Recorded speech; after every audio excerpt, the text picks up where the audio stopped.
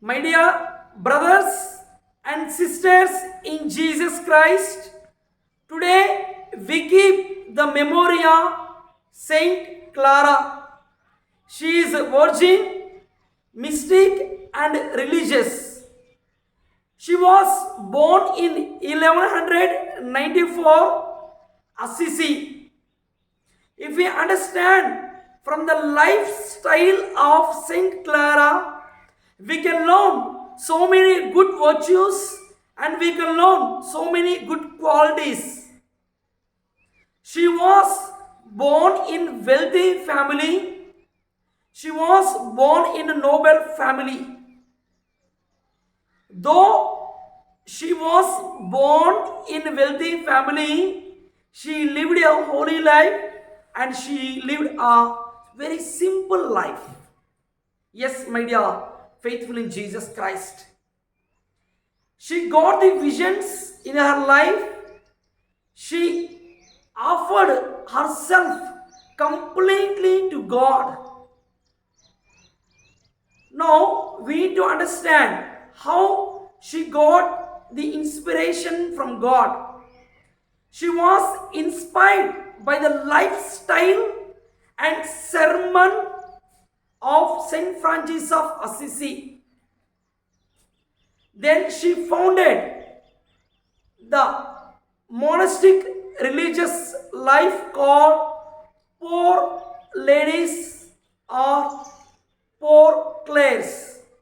She founded the monastic religious life called Poor Ladies or Poor Clares. In fact, she established the so many religious communities and she lived a life of poverty. She lived a life of fasting. She lived a life of almsgiving and she lived a life of prayer and she offered herself completely to God. She followed self-denial in her life. In other words, my dear faithful in Jesus Christ, she offered herself completely to God by doing so many mortifications. Now we need to understand, we can learn so many good virtues. She lived a life of prayer.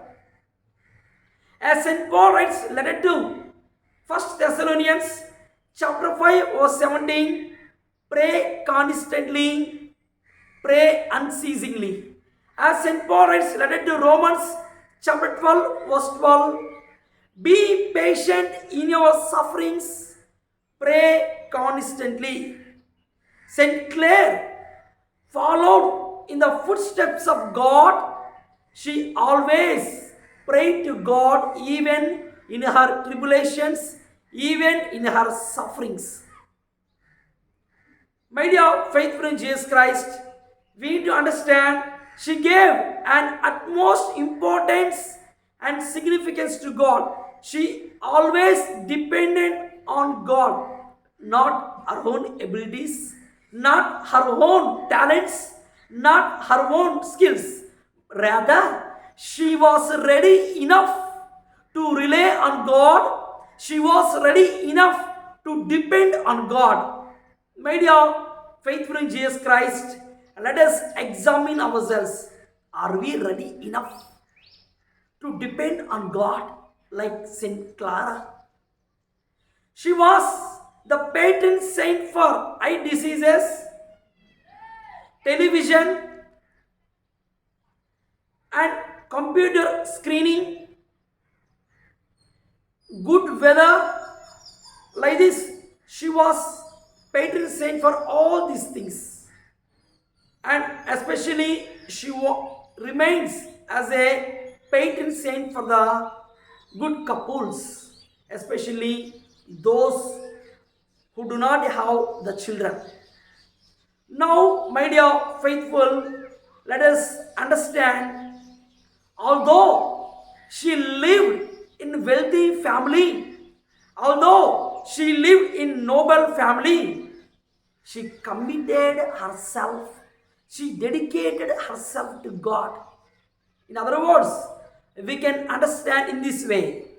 She literally moved from cash centered life to Christ centered life. I repeat, she literally moved from cash centered life to Christ centered life. As we live in this modern techno savvy era, we give a lot of importance to wealth, we give a lot of importance to riches, we give a lot of importance to power, but we have a role model for all our lives. Saint Clara, she gave an utmost importance to Christ by moving away from these worldly pleasures, by moving away from these worldly riches, and she completely depended on the lifestyle of Jesus. Now, it is the nick of the moment for you and for me to reflect, where am I living? Do I live myself in the worldly pleasures, or do I live myself in the presence of God? When we live in the presence of God, we become like God. We follow in the footsteps of Jesus Christ. That's why, if we understand, the name Saint Clara means transparent person. Saint Clara means transparent life. We need to make our hearts, we need to make our lives transparent. We need to make our lives something spotless, that we become holy in the presence of God. As Luke's Gospel, chapter 6, verse 36, there we see, be merciful as your heavenly Father is merciful. Matthew's Gospel, chapter 5, verse 48, there we see, be perfect as your heavenly Father is perfect. As St. Peter's, there we understand, my dear faithful in Jesus Christ. 1 Peter chapter 1, verses from 15 to 16, be holy. Be holy in your thoughts, be holy in your deeds, be holy in your words. Now, from the lifestyle of Saint Clara, today let us learn the good qualities being holy in our life. And especially, she says in her life, love God and serve God. We need to love God and serve God.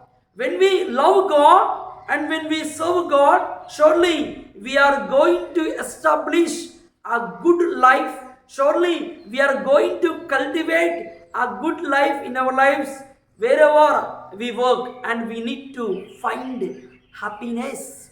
We need to find joy wherever we live, wherever we work in our lives.